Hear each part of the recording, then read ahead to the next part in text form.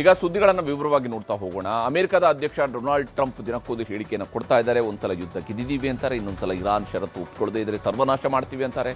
ಈಗ ನೋಡಿದರೆ ಅವರು ಅಮೆರಿಕದ ಸಾವಿರಾರು ಸೈನಿಕರನ್ನು ಕೂಡ ಇರಾನ್ಗೆ ನುಗ್ಗಿಸಿ ಯುದ್ಧ ನಿಲ್ಲಿಸೋಕೆ ಷರತ್ತನ್ನು ಹಾಕಿದ್ದಾರೆ. ಆದರೆ ಯಾವುದಕ್ಕೂ ಜಗ್ಗದೆ ಬಗ್ಗದೇ ಇರುವಂತಹ ಇರಾನ್ ಪ್ರತಿದಾಳಿಯನ್ನ ಮುಂದುವರೆಸಿದೆ.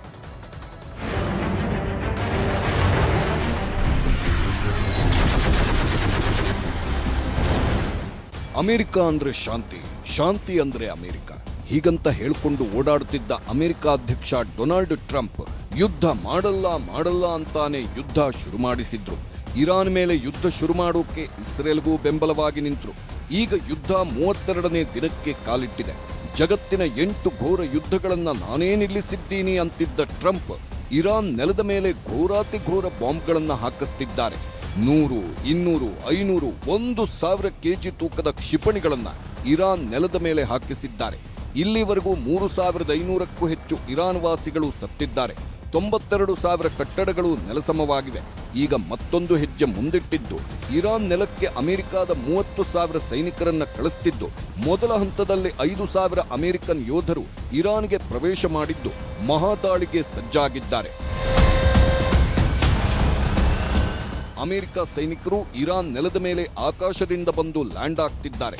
ಯುದ್ಧ ವಿಮಾನಗಳಿಂದ ಅಮೆರಿಕ ಸೈನಿಕರು ಇರಾನ್ ನೆಲಕ್ಕೆ ಪ್ಯಾರಾಚೂಟ್ ಮೂಲಕ ಇಳಿಯೋ ವಿಡಿಯೋಗಳನ್ನ ಅಂತಾರಾಷ್ಟ್ರೀಯ ಮಾಧ್ಯಮಗಳು ಬಿತ್ತರಿಸಿವೆ.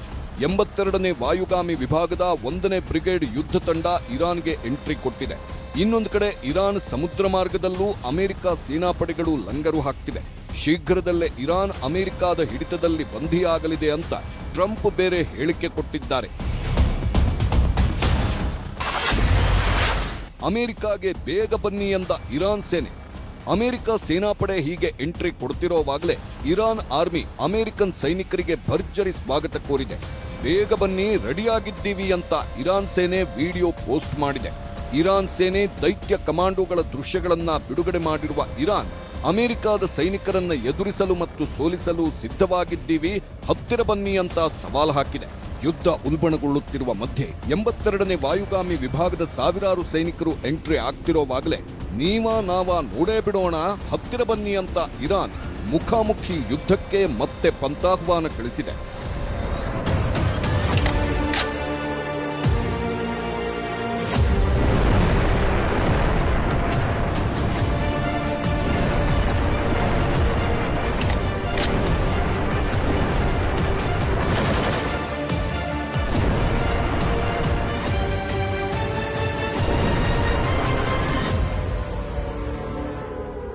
ಇರಾನ್ ಸೇನೆ ಒಂದು ಕಡೆ ಅಮೆರಿಕ ಸೇನೆಯನ್ನ ರಣರಂಗಕ್ಕೆ ಆಹ್ವಾನಿಸಿದ್ರೆ, ಇನ್ನೊಂದು ಕಡೆ ಇರಾನ್ ಮೇಲೆ ಅಮೆರಿಕ 910 ಕೆಜಿ ತೂಕದ ಭೀಕರ ಕ್ಷಿಪಣಿ ದಾಳಿ ಮಾಡಿದೆ.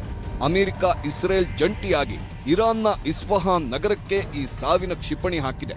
ಅಚ್ಚರಿ ಅಂದ್ರೆ ಈ ಮರಣ ಮೃದಂಗದ ವಿಡಿಯೋವನ್ನ ಅಮೆರಿಕ ಅಧ್ಯಕ್ಷ ಟ್ರಂಪ್ ತಮ್ಮ ಸಾಮಾಜಿಕ ಜಾಲತಾಣಗಳಲ್ಲಿ ಫಸ್ಟ್ ಟೈಮ್ ಶೇರ್ ಮಾಡಿ, ನಾವು ಸ್ಪಷ್ಟವಾಗಿ ದೊಡ್ಡದನ್ನೇ ಹೊಡೆದಿದ್ದೇವೆ ಅಂತ ಬರ್ಕೊಂಡಿದ್ದಾರೆ. ಅಮೆರಿಕ ಇಸ್ರೇಲ್ ದಾಳಿ ಬೆನ್ನಲ್ಲೇ ಇರಾನ್ನಲ್ಲಿ ರಕ್ಷಣಾ ಕಾರ್ಯಗಳು ಚುರುಕುಗೊಂಡಿವೆ.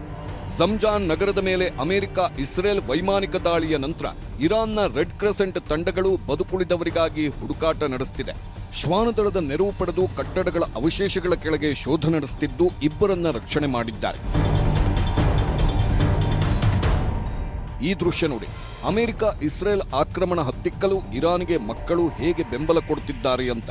ಬಾಲಕನೊಬ್ಬ ತನ್ನ ಬಳಿ ಇದ್ದ ಒಂದೇ ಒಂದು ಸೈಕಲ್ ಅನ್ನ ಇರಾನ್ ಸೇನೆಗೆ ಆರ್ಥಿಕ ಸಹಾಯ ಮಾಡಲು ದಾನ ಮಾಡಿದ್ದಾನೆ.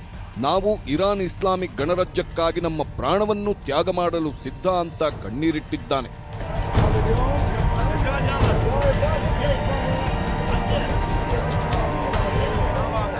ಅಮೆರಿಕ ಇಸ್ರೇಲ್ ಆಕ್ರಮಣ ಹತ್ತಿಕ್ಕಲು ಇರಾನ್ಗೆ ಮಕ್ಕಳು ಹಣದ ಸಹಾಯವನ್ನೂ ಮಾಡುತ್ತಿದ್ದಾರೆ. ಪೇಪರ್ನಲ್ಲಿ ರಾಕೆಟ್ ಮಾಡಿ ಅದಕ್ಕೆಲ್ಲ ನೋಟುಗಳನ್ನು ಹಾಕಿ ಸುತ್ತಿದ ಕ್ಷಿಪಣಿ ಮಾದರಿಯನ್ನ ಮಕ್ಕಳು ದಾನ ಮಾಡುತ್ತಿದ್ದಾರೆ.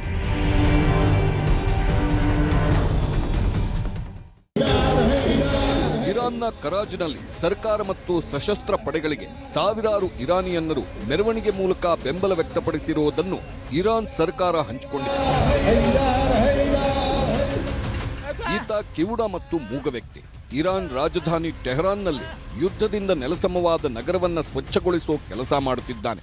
ಇವನಿಗೆ ಒಂದೇ ಕನಸು, ಈ ಯುದ್ಧದಲ್ಲಿ ಇರಾನ್ ಗೆಲ್ಲಬೇಕಂತೆ, ಇಸ್ರೇಲ್ ದೇಶ ಸರ್ವನಾಶ ಆಗೋದನ್ನ ನೋಡಬೇಕಂತೆ. ಹೀಗಂತ ಮಾಧ್ಯಮಗಳ ಮುಂದೆ ಅಳಲು ತೋಡಿಕೊಂಡ.